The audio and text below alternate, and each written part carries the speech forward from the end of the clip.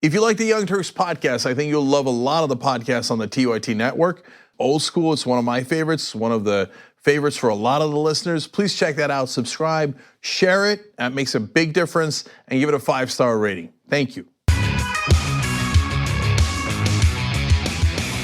All right, welcome to the Young Turks. Jake Huger, Anna Kasparian with you guys.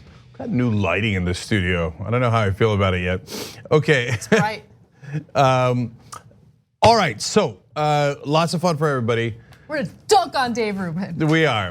No, it's fun, but it's also disastrous. For him. Yeah, I mean, what he did on Tucker Carlson last night is beyond embarrassing. So don't miss that story. We got stories as usual, like every day, Trump madness, but also Democratic primaries. So, and fun for everybody, post game, Kyle Kalinski's gonna join us. Oh, another car driver.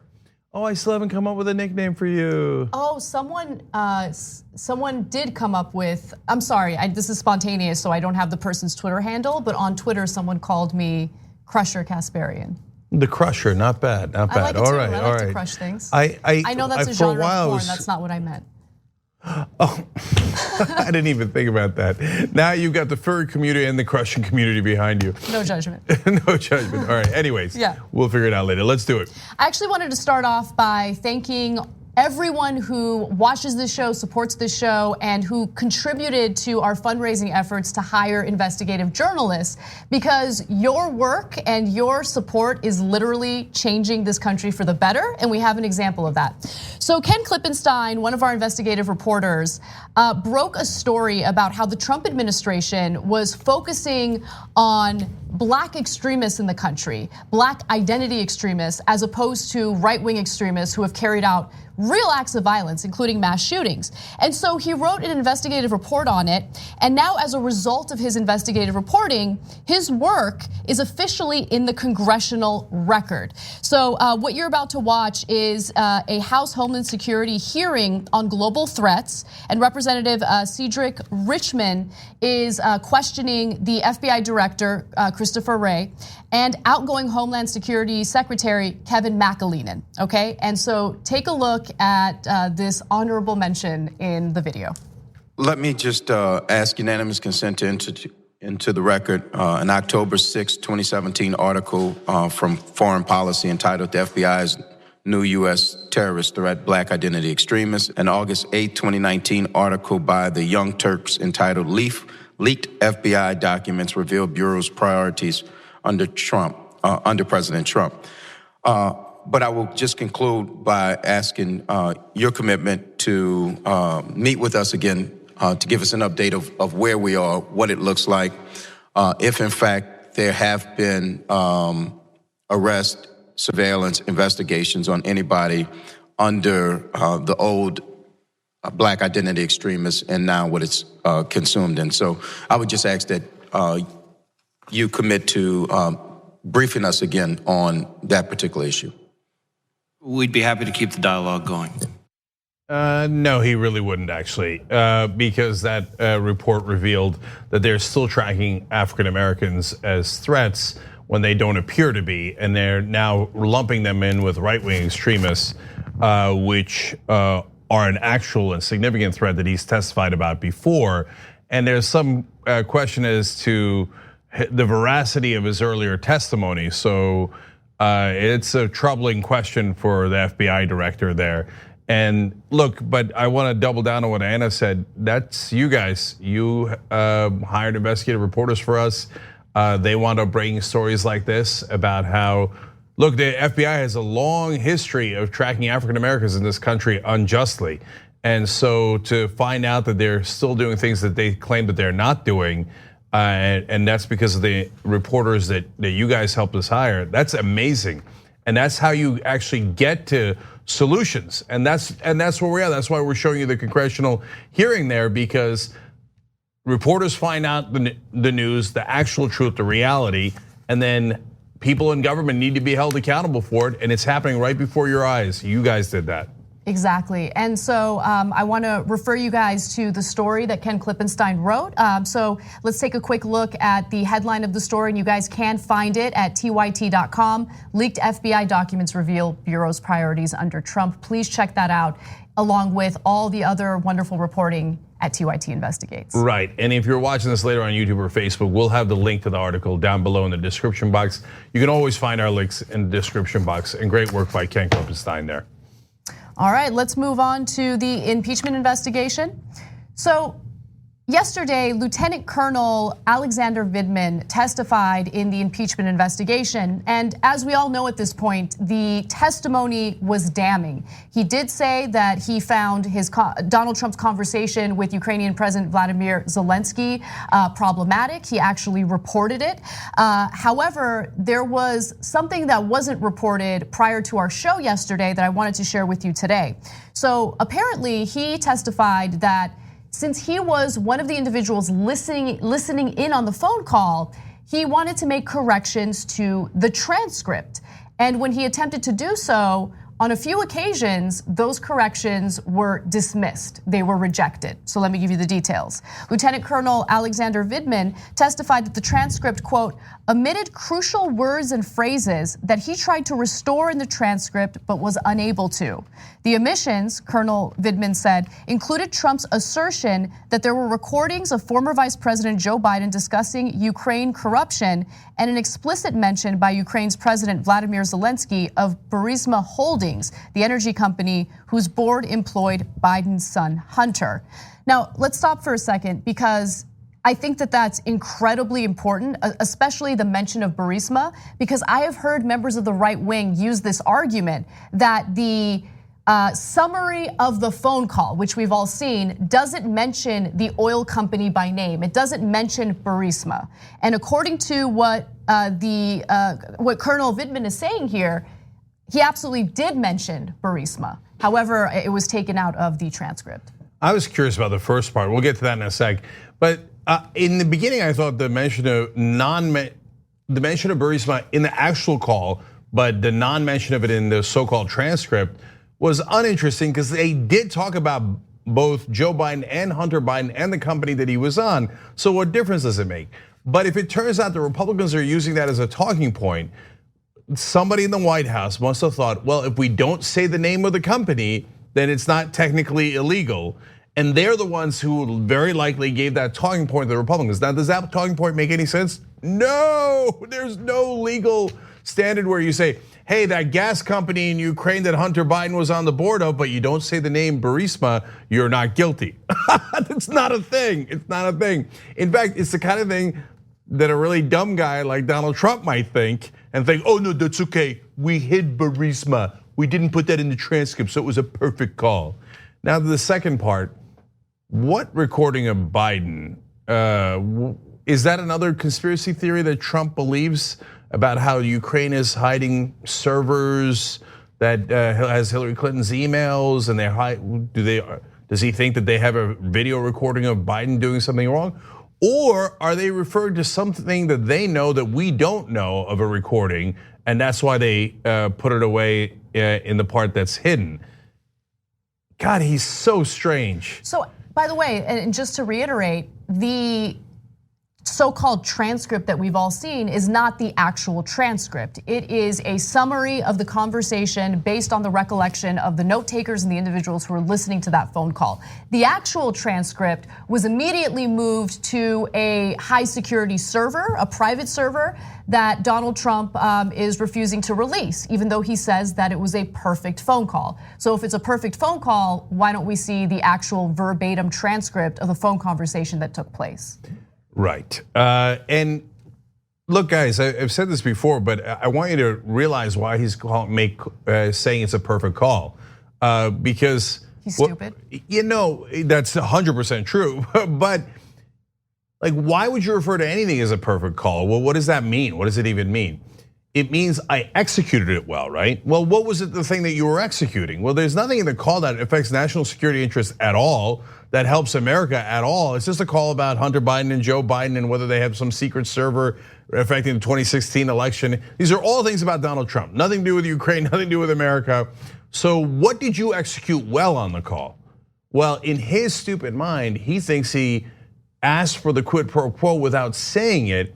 And in the parts that he said, like Burisma, they took it out, so you can't catch him on it. So that's why it was a perfect call. He perfectly executed the corruption without having his fingerprints on it. Now, of course, that's not remotely true, but that's what he thinks in his dumb little orange mind. That's why he keeps calling it a perfect call. And remember, the phone call with Vladimir Zelensky is entirely separate from the text messages between EU Ambassador Gordon Sondland and US Ambassador Bill Taylor. In those text message exchanges, the quid pro quo is abundantly clear, and both Taylor and Sondland in their testimony made clear that they believed that there was a quid pro quo.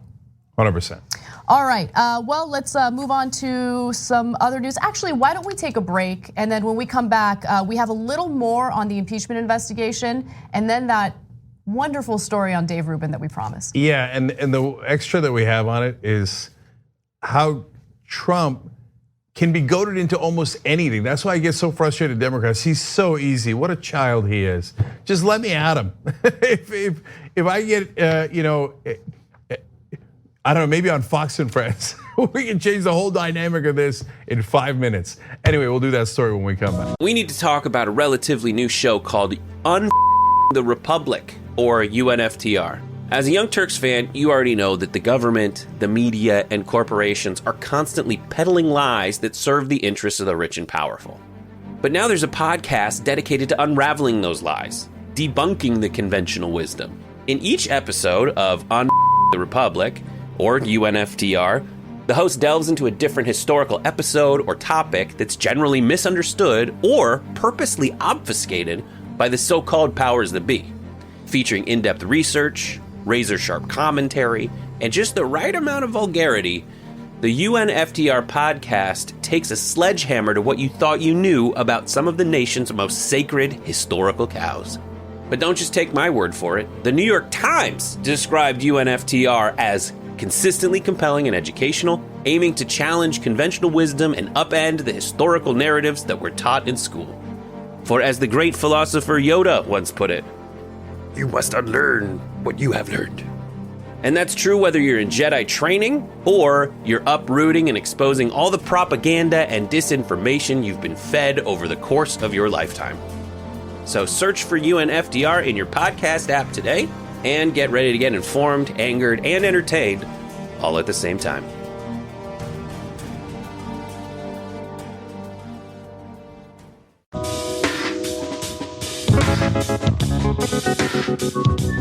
All right, back on the Young Turks. I love eclectic miscellaneous comment here in the member section. TYT Investigates has broken a number of stories that have been picked up by others in the media and now in the Congressional Record. Imagine what TYT could do with the resources that a CNN or MSNBC has. Now, by the way, both true and false. So let me just say, look, we have made your money last a long, long time. If you knew the finances of how that works, it's stunning how long we've made it last. But one other guy on our team is Ryan Grimm. He's a contributor. He's also the Washington bureau chief of The Intercept. You know, he broke the Christine Blasey Ford story. I mean, that is one of the biggest stories of the last 2 years, and Ryan did that. So our guys are unbelievable, unbelievable. So, but when I was at MSNBC, you know, we had reporters, we had people who would follow campaigns around, et cetera. But when I asked for an investigative reporter to look into something that happened on air, they're like, what name so? I'm like, what do you mean? You're MSNBC, who are your investigative reporters? They're like, no, we just have Michael Isikoff, but we share him with NBC, and he's mainly on, for the main primetime news. One investigative reporter for all of NBC and MSNBC? Yeah. Remember, leading up to Donald Trump's presidency, all of these major news networks cut their investigative reporting units. It's because it's expensive. journalism is expensive. Doing real journalism, going out in the field, the travel, the hotels, the accommodation, like the actual investigative reporting is expensive. And so all of these major news networks decided, nah, we don't really need it. And I think that partially led to the type of president that we have today. Yeah, and by the way, not only is it expensive, it also gets you in trouble. If you break stories about the government, that makes the government uncomfortable. And so if you want mergers approved, you better be careful if there's other policy that you care about. And by the way, if you want access to politicians, then do you really want an investigative reporting team? So anyway, we love you guys for allowing us to have one. So let me give you some more quotes real quick. Cray Cray Souffle says, ooh, new lighting, TYT, stunning. Thank you, we appreciate it.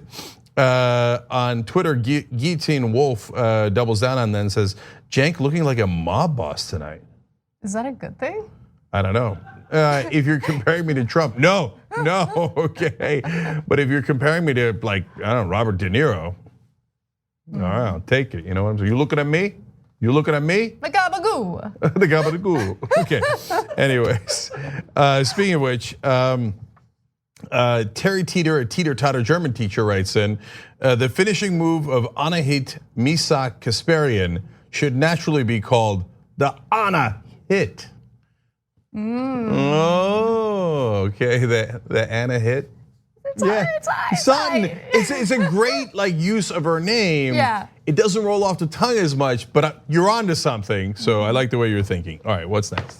All right, well, just a quick mention about the Friday show. So as you guys know, we're doing something a little different with our Friday Power Panels. Rather than watching it on the YouTube stream, we're gonna have it available for our members wherever you watch. If you wanna watch live on our website, you can do that as you usually do, or you can watch the archive. However, for everyone else, we will be on Pluto TV, Zumo, the Roku channel, and YouTube TV. Those are the platforms that you can watch the show on, 6 p.m. Eastern time on November 1st. So that's what we're doing this week, check it out. Okay, so it's exclusively on those platforms this Friday, but we're on those platforms every single day, 24-hour channel. You can catch all of our shows anytime you want on those channels, so make sure that you're checking that out. A lot of folks have those platforms now. And of course, if you want to be a member and get the show anytime you want, tyt.com/join. I found one more tweet that I like. Michael Bailey, podcast host, Werewolf in Training, writes in. Possible nickname for Anna on TYT, since she crushes people, the Anaconda, because she don't want none unless you're progressive, son. I like that a lot. I like that a lot. It's good. It's good. All right, I like it. You guys are thinking. All right, what's next, Anaconda? Donald Trump has a very important message for everyone, okay? If he wants to commit a crime, he is smart enough to commit a crime without anyone knowing about it, which is a curious thing for someone to say when he conducts chopper talk like this. China should start an investigation into the Bidens, because what happened in China is just about as bad as what happened with Ukraine. So I would say that President Zelensky, if it were me, I would recommend that they start an investigation into the Bidens. Now, as we all know, asking foreign governments to launch investigations into political opponents to give someone an edge in a re-election campaign is against the law. That's why he's facing an impeachment investigation. So why is Trump now arguing that he's smart enough to commit a crime? Well, it's actually in response to an editorial by the board, the editorial board at the Wall Street Journal. They wrote an interesting piece. The Wall Street Journal's editorial board argued that any talk of impeaching Trump is silly in large part because the president is likely too bumbling to execute that kind of scandalous quid pro quo. That is so funny. I don't know if they watch the show. I have called Trump a serial bungler and a serial bumbler several times. It's amazing. And now here's the Wall Street Journal editorial board backing him up by saying he's just simply too stupid to commit these crimes effectively. The Wall Street Journal board, editorial board, is notoriously conservative, so just keep that in mind. Yeah. Let me actually read you an excerpt from what they wrote. Intriguingly, Mr. Bill Taylor says in his statement that many people in the administration opposed the Rudy Giuliani effort, including some in senior positions at the White House. This matters because it may turn out that while Mr. Trump wanted a quid pro quo policy ultimatum toward Ukraine, he was too inept to execute it. Impeachment for incompetence would disqualify most of the government and most presidents at some point or another in office. So apparently Trump saw that piece and he didn't like it. He got real salty about it. In fact, an anonymous White House source spoke to the Daily Beast, and then another White House source corroborated it. And here's what the piece says. The president mentioned he had seen it, and then he started saying things like, what are they talking about? If I wanted to do quid pro quo, I would have done the damn quid pro quo, and then defended his intelligence, and then talked about how perfect the call with Ukrainian President Vladimir Zelensky was. And then the source also said, he was clearly unhappy. He did not like the word inept. Okay, so you know that you're not very bright if you go around saying, I could commit crimes. You know, I'm being investigated for committing a crime, but I could do it. And if I did do it, I would do it really smart. I don't like people defending me by saying I didn't commit the crime because I'm too stupid. You see how I proved it? No, you didn't prove it. You actually proved how stupid you are by saying incredibly stupid things like, I could commit crimes, I'm the president, but I could commit crimes, I'm smart enough to commit crimes. Who says I'm smart enough to commit crimes? Who says that? I guess a person who's like a smart person. Okay, so I want to point to other things that Donald Trump has done that are not even related to this impeachment investigation, including signing the reimbursement check to Michael Cohen for the hush money payments that they paid to, adult stars right before the election. So there's that. There's also the fact that Donald Trump defrauded students with Trump University, and he had to pay a $22 million settlement as a result of that. Looks like he got caught there. He also got caught. If I was going to do a scam, I'd be smart enough to not get caught, so I would have to pay 23 million. I would only pay 22 million. I'm not even done yet. Then there's the fact that he used his own charitable foundation to pay off his own settlements, which is also illegal. I mean, the list goes on and on. He's committed all sorts of crimes that he's paid some consequences for. I would argue not enough. And so for him to say, oh, I'm smart enough to commit crimes and not get caught is ridiculous and lacks any and all self-awareness. Look, if they criticize the Clinton Foundation for taking money from other governments and then using it for what everyone agrees is actually good causes, healthcare, fighting poverty, etc. But they were like, hey, I don't know that you should take money from Saudi Arabia because they might be trying to influence you. That's a fair and interesting point, right? Donald Trump took money for charity and then used it to pay his bills, not to help with diseases or poverty or anything like that. He's a lifelong criminal. If you did that with your charity, you'd be in prison, okay? One of the things he bought was a 6-foot portrait of himself. That's who Donald Trump is. If I was a criminal, I'd be a smart one. I'd run a charity where I didn't do any charity and kept buying portraits of myself because he bought 2. Okay, 2 different ones at 2 different times. Anyway, but you actually left out the biggest one. The conservatives have made this argument before, and it was about obstruction. This was in the Mueller report. He told the White House counsel, you must go lie to Congress. But the White House counsel at the time was ethical enough to say, no, I'm going to ignore your order because I'm not going to perjure myself. I'm not going to commit that crime. And a lot of conservatives said, see, Trump was too inept to be able to actually finish the job of committing obstruction of justice. So if he was smarter and more competent at breaking the law, he would have got his White House counsel to break the law. But since the counsel didn't do it, then I guess he's okay because he's an idiot, right? So this is a common defense of Donald Trump, which I kind of love. And Anna, to go back to the very core of the issue here, you said in your intro, as we all know, that's a crime. He literally doesn't know that. So he thinks the quid pro quo is a crime. That's why he keeps hiding the quid pro quo, although very badly at that. Now we've got witness after witness. Very smart. I'm very good at hiding the quid pro quo. Yeah, when I told my ambassador to do the quid pro quo, but I said, shush, I hid it. I did the perfect shush.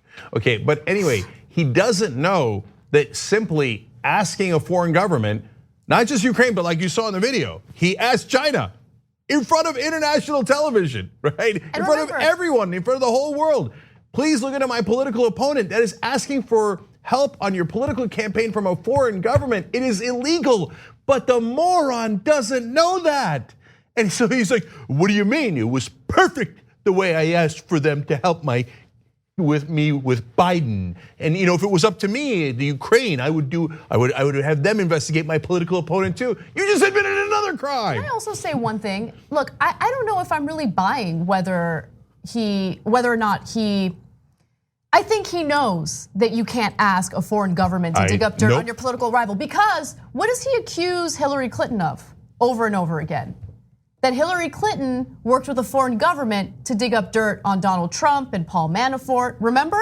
Yeah, but I think he's using that one as like a political talking point.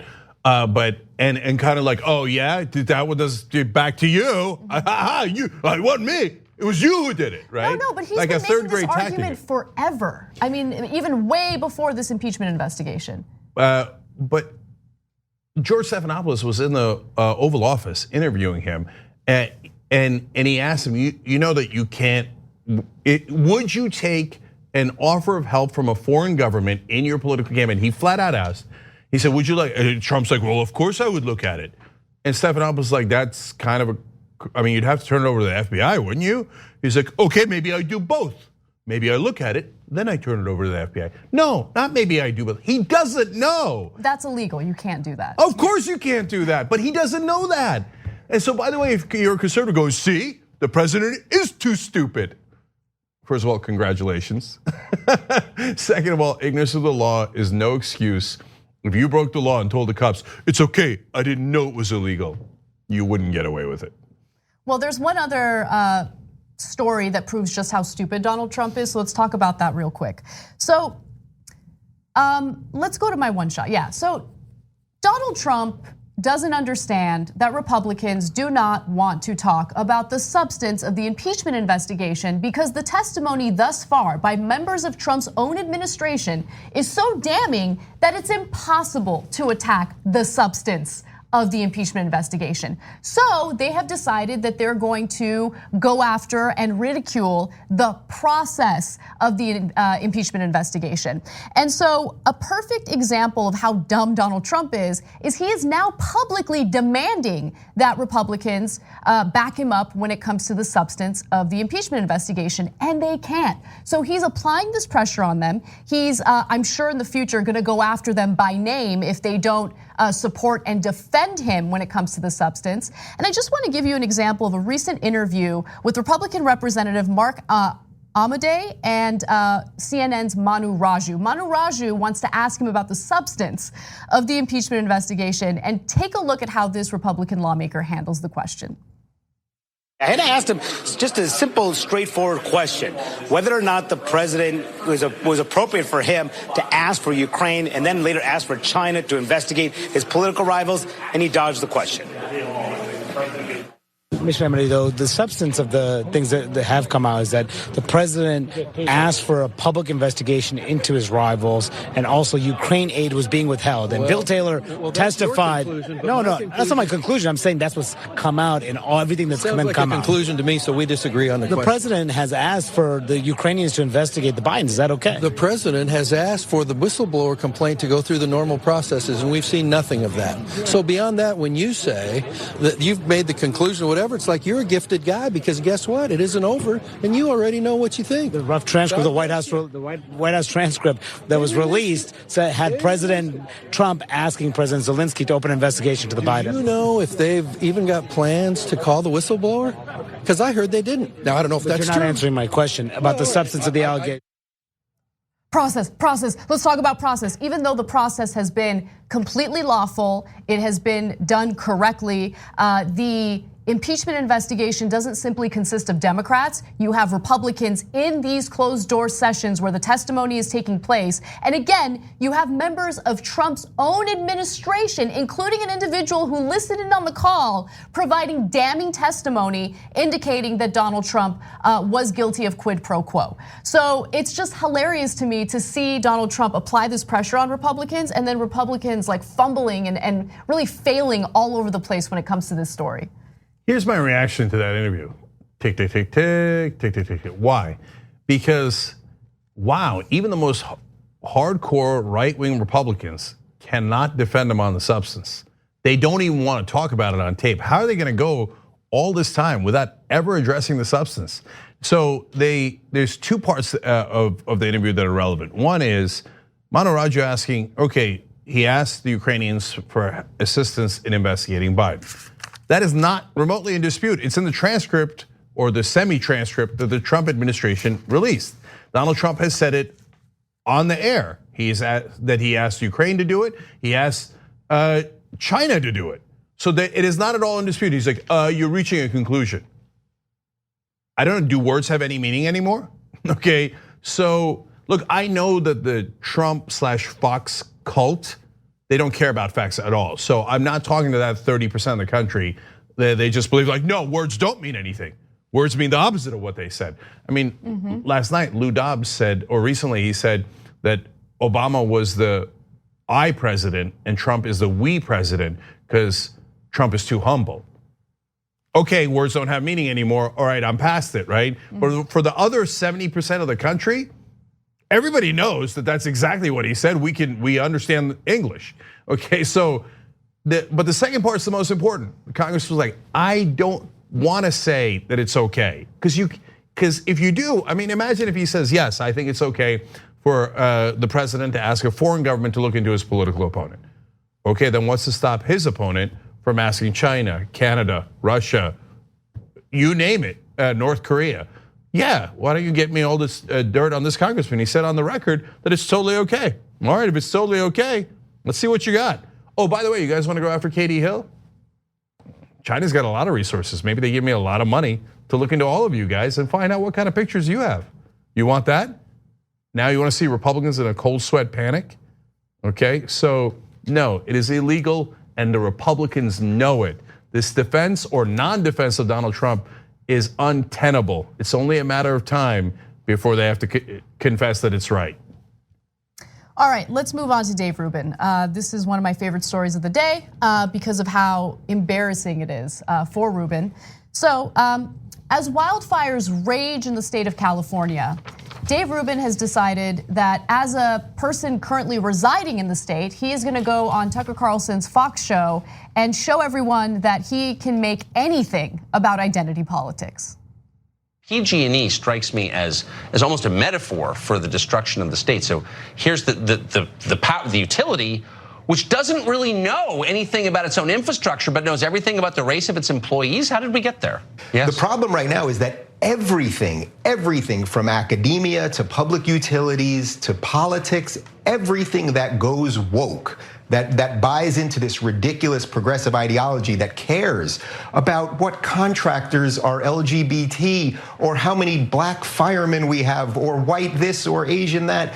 Everything that goes that road eventually breaks down. It is not how freedom is supposed to operate. What is supposed to happen, Tucker, imagine if your house was on fire. Would you care what the public utility or what the fire company, what contractor they brought in, what gender or sexuality or any of those things he or she was? I mean, it's just absolutely ridiculous. Who would care? And right now we've got a situation.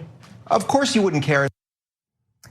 The fires in California have nothing to do with diversity. Like the fact that he has made this tragedy into some identity politics issue is beyond me. In reality, PG&E is a private company with investors.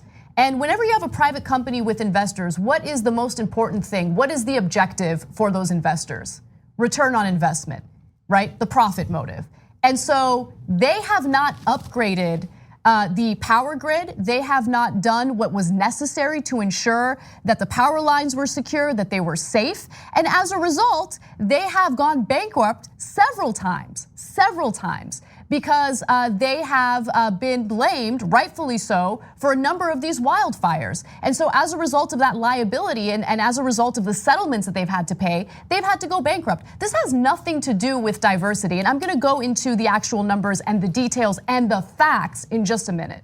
So that's a great point, Anna. I just last night on The Conversation, which is in the third hour of the Young Turks, I talked to Greg Palast exactly about this and how poorly the utilities are run in Northern California because they're private and not public. And so you should check that interview out at youtube.com/TYT conversation. But that's, I think, the relatively, that's the major point in terms of the substance of the fires and obviously climate change, which I'm gonna get to in a second. But in terms of the main point about this appearance, do you see what they're doing? Okay, so they always get somebody from that group to attack itself, right? So Dave happens to check off a couple of boxes here, but the most relevant one is at the end. So yes, he's from California. He hilariously pretends to be some sort of liberal. He says classic liberal. I'm a classical liberal. I mean, I don't know what that means and I can't answer any questions about it, but I'm gonna go ahead and say I'm a classical liberal. I'm the Diet Coke of liberals. Okay, whatever you are, dude, of course you're not a liberal. It's hilarious and preposterous. And so, but the main reason he's brought on is, if you notice, the first group he attacked was LGBT people. And Dave's gay, so Tucker Carlson and Fox News goes, get me a gay puppet, someone with no soul at all, who will betray the people, that the group that he's in. Oh, Dave Rubin, perfect. What are we having him on for? Oh, we're gonna blame the fires on gay people. No, it's amazing. It is amazing. And for all the accusations that they lodge toward the left regarding how they make every issue about identity and identity politics, in reality, the only person who I've seen in the media who consistently relies on this identity politics argument is Dave Rubin. It's all he ever talks about. He talks about the fact that he's gay married over and over again. No one cares, Dave, right? What I do care about is if you're gonna go on national television to do your little grifting maneuver, I mean, in the very least, read something.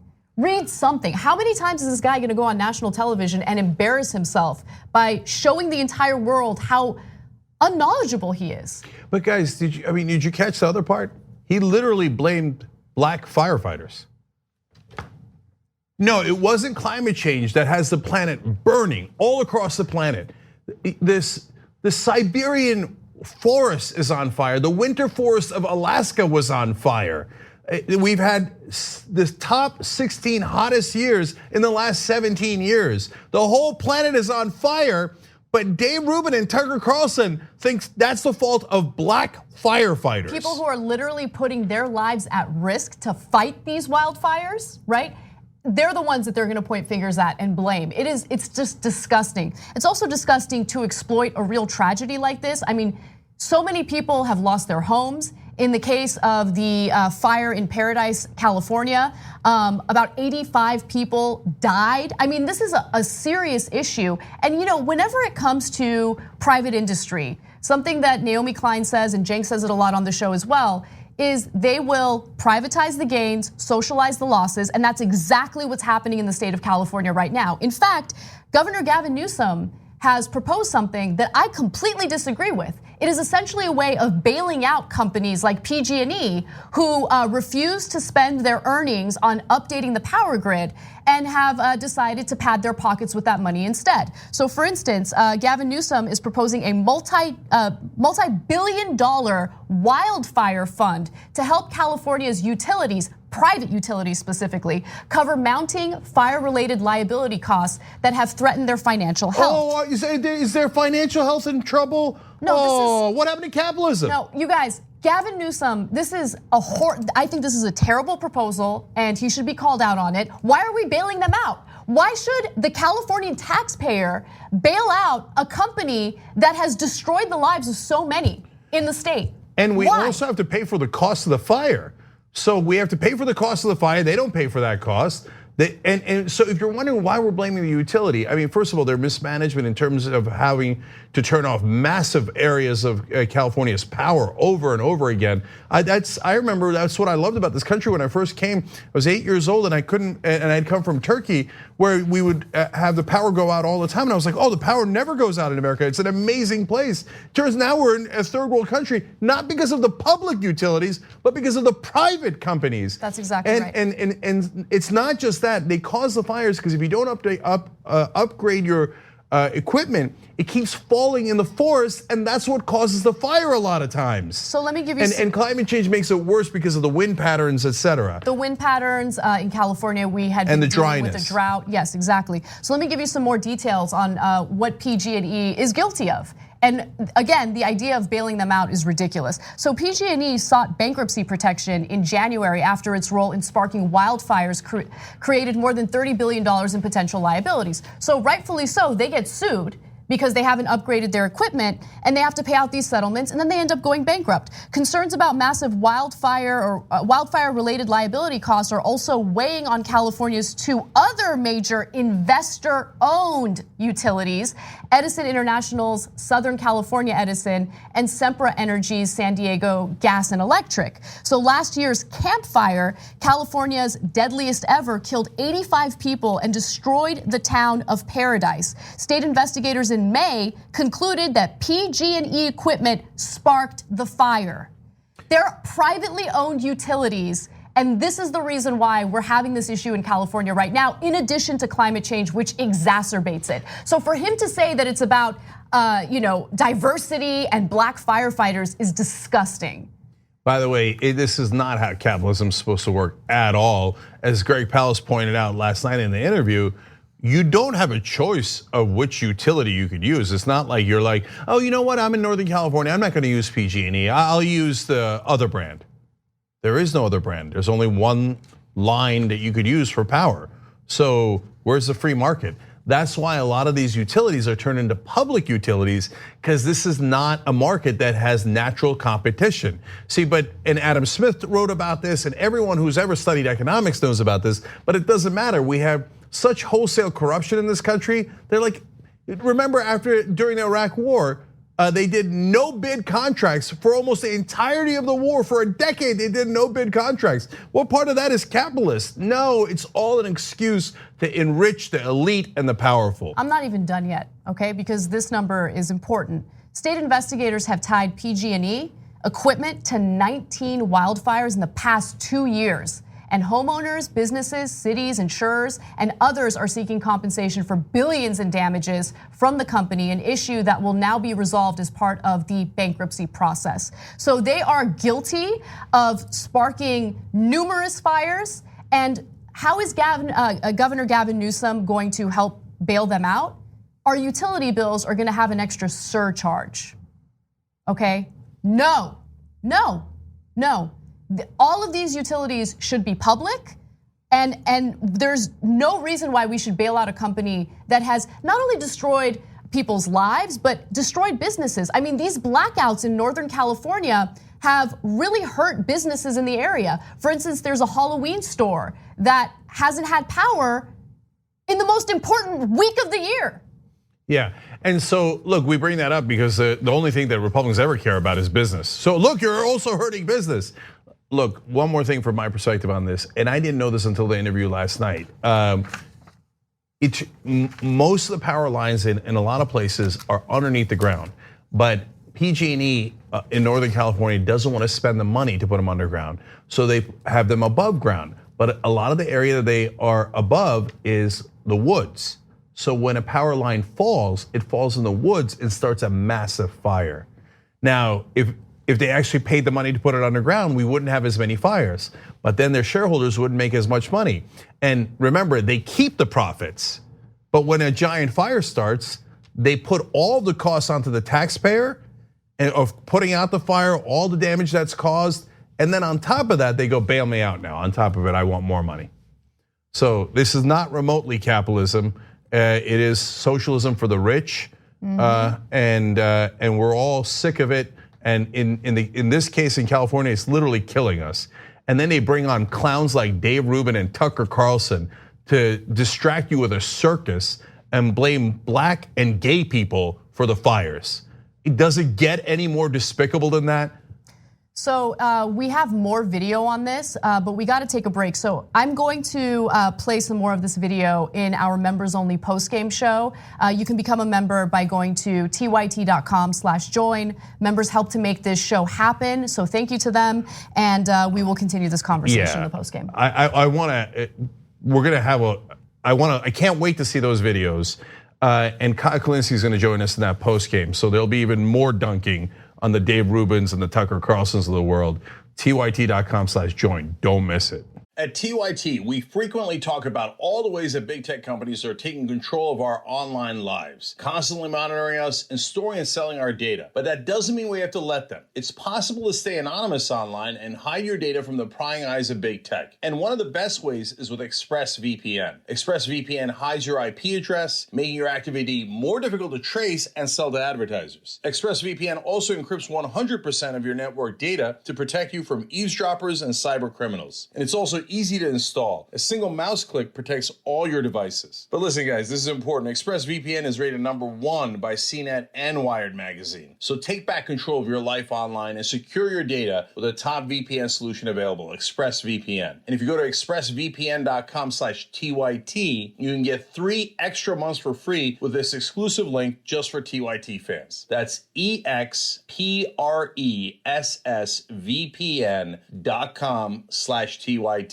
Check it out today. We hope you're enjoying this free clip from the Young Turks. If you want to get the whole show and more exclusive content while supporting independent media, become a member at tyt.com/join today. In the meantime, enjoy this free segment.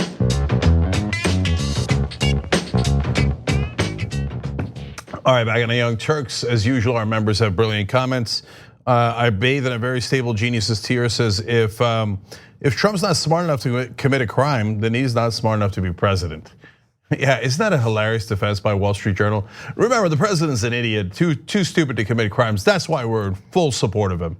But what's even worse about that op-ed is they say his intention was to commit a quid pro quo. Yeah. But under their weird interpretation, he was too stupid to successfully carry that out, which is why it's silly to impeach him.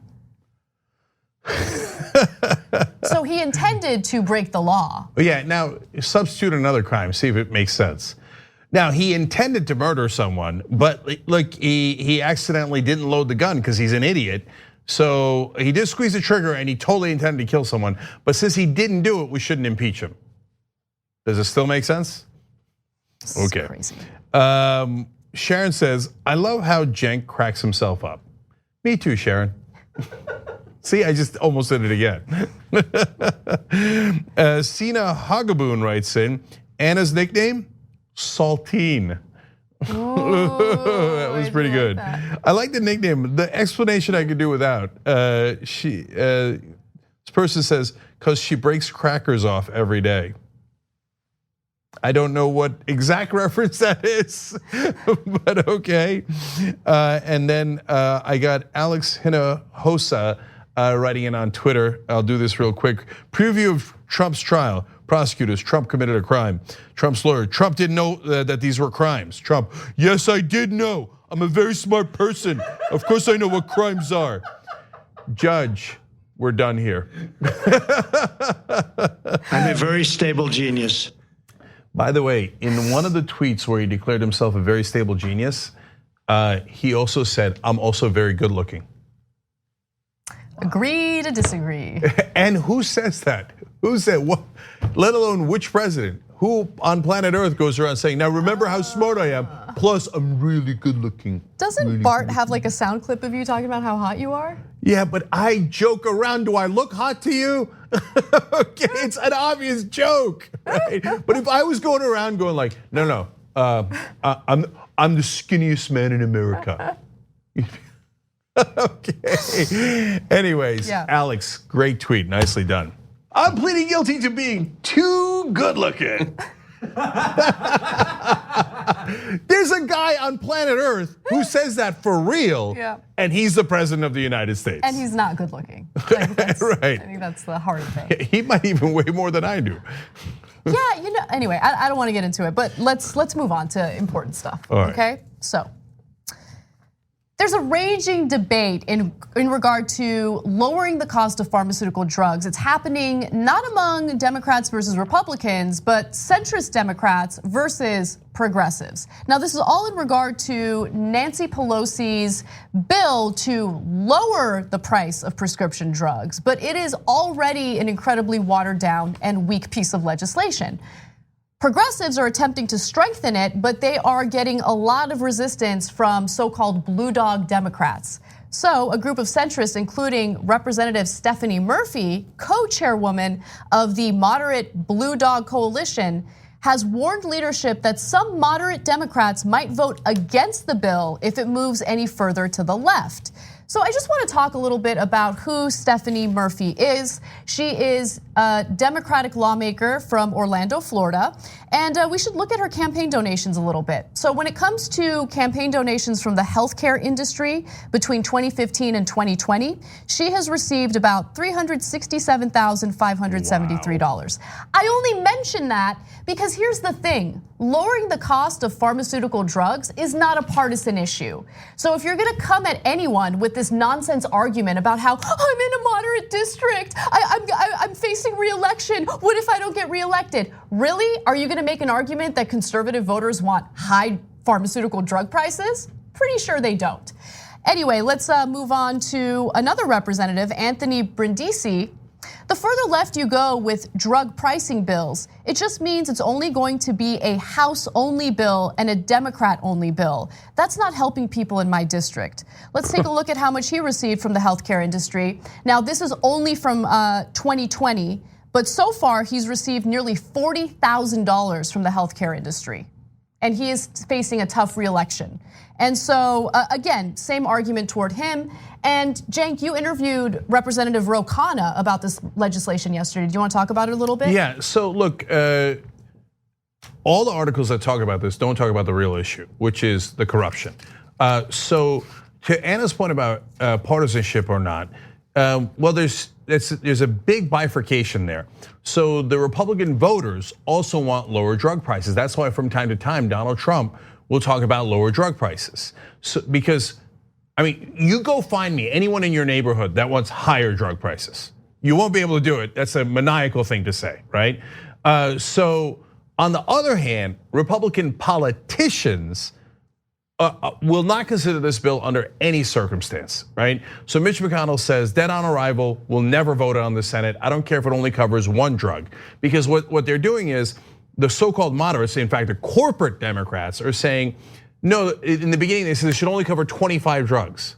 Why can we only negotiate prices on 25 drugs? There's thousands of drugs in the country. The progressives fought and fought, they got it to 35 drugs. And then the progressives refused to listen because the House leadership told them, bow your head. We're gonna go with a compromise here so that the corporate Democrats can continue to take that money, okay? Now, of course, they never say those words, but that brings me to Ro Khanna. So he was on the program last night. So third hour of the Young Turks is when we do interviews, the conversation. Now, he actually mentioned the money, which is almost never done in politics. Listen, why are the corporate Democrats doing it? Why are they limiting the number of drugs we can negotiate on?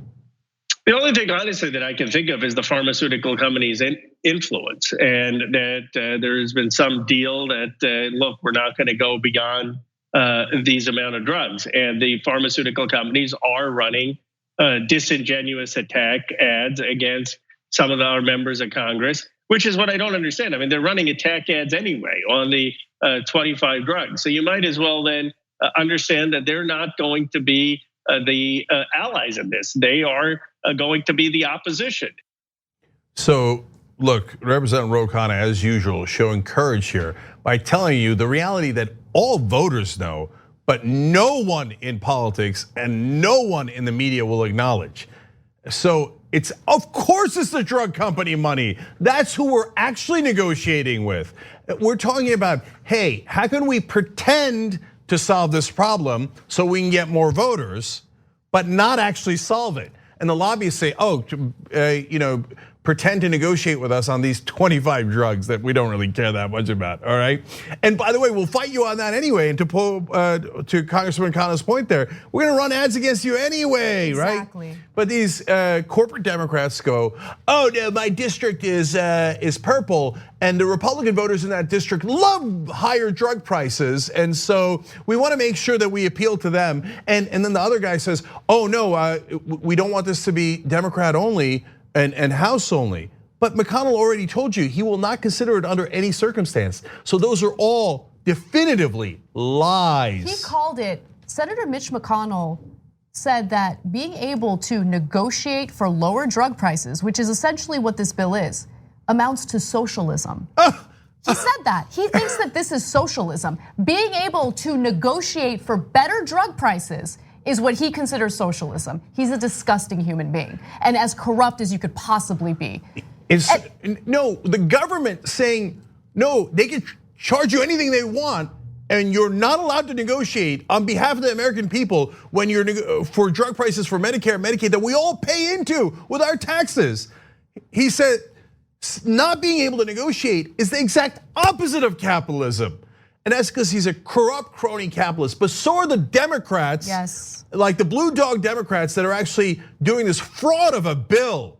And so I love that the progressives are fighting back and they should be more aggressive about it. And look, even when they take $40,000, the drug companies didn't give that to you for their health or for your health or for charity. They did it to buy you and it worked. But Stephanie Murphy, what did she take? Over $360,000. You can't find me a single real American outside of Washington, D.C. that doesn't think that that's a bribe. Okay, I know it's legal because of the Supreme Court decisions, but it is a legalized bribe, yes, and it totally worked. Absolutely. So I want to just quickly talk about what progressives have been pushing for, so you can understand, the clear differences. But then I also want to talk about I don't even know if it's the naive nature of Nancy Pelosi, because she can't be this naive. But nonetheless, let me tell you what progressives are doing. They're pushing for a range of changes, such as increasing the minimum number of drugs that will be subject to negotiation up from 35 and fully repealing the ban on Medicare negotiating drug prices. And as the bill stands now, it creates an exception allowing a limited number of drugs to be negotiated rather than fully repealing the ban. It should be fully repealed. Also, Representative Jayapal's amendment adopted in committee to ensure it's not stripped out of the final bill because of objections by moderates would extend protections against drug price increases to people in private employer-sponsored insurance plans, not just those on Medicare. So it would actually apply to everyone, which I think that makes all the sense in the world. Now, just quickly, what is Nancy Pelosi saying? This is gonna blow your mind, or maybe it won't if you've been watching the show for a while. Pelosi's office has held out hope that President Trump might endorse her bill. Given his rhetoric against high drug prices, and some centrists want to move toward common ground with Republicans to increase those odds. So Pelosi's strategy is move to common ground with Trump to try to pass an incredibly weak, watered down bill in the hopes that McConnell, first of all, he won't even get to Trump if McConnell blocks it. That McConnell changes his mind because he was convinced, because you reached out to Republicans enough? No, nobody can actually believe that. That's not a real thing. So, and Pelosi, I think, is incredibly ineffectual, but I don't think she's that unintelligent. No, that is just brazen corruption. Saying, yeah, my members take corporate drug money, I take drug company money, and we revel in it. And so we're gonna play this kabuki theater with the corrupt Republicans. It's not the Democrats versus Republicans. It's the corporate politicians versus the non-corporate politicians. If you don't take over PAC money, all of a sudden you've got progressives who are fighters, who are strong and smart going, give me a real reason. Give me a real reason why we shouldn't negotiate all drug prices on behalf of the American people. We're the ones paying the bill in Medicare and Medicaid. Name me one reason. Mark Pocan, the leader of the Progressive Caucus along with Jayapal, is saying, give me one reason why we should negotiate all drug prices. Now, one corporate Democrat can give a real reason. And by the way, if you say you want to find common ground with Republicans, great. Get me enough Republicans in the Senate that would get me McConnell saying, yes, I'll introduce it. and enough Republicans that'll vote with the Democrats on your version of the bill, saying publicly, yes, we will vote for it, then we'll say, hey, look, I don't love it, but I get it. At least we could pass it and it's a compromise. That's the usual trick they play, but here they got nothing to stand out. You're not gonna be able to find a single Republican, because don't get me wrong, most of the Democratic Party is deeply corrupt, but the Republican Party is 100% corrupt. Every single one of them is corrupt. So they all take drug company money and they will bow their heads and do as their corporate overlords command of them, including President Trump. When we come back from the break, there is a video featuring Elizabeth Warren talking about Medicare for All. Her rhetoric there is a little worrisome. And then later we're going to talk about Bernie Sanders and a CNBC interview where they try to fearmonger about labels. We'll be right back. Thanks for listening to the full episode of The Young Turks. Support our work, listen ad-free, access members-only bonus content, and more by subscribing to Apple Podcasts at apple.co/TYT. I'm your host, Cenk Uygur, and I'll see you soon.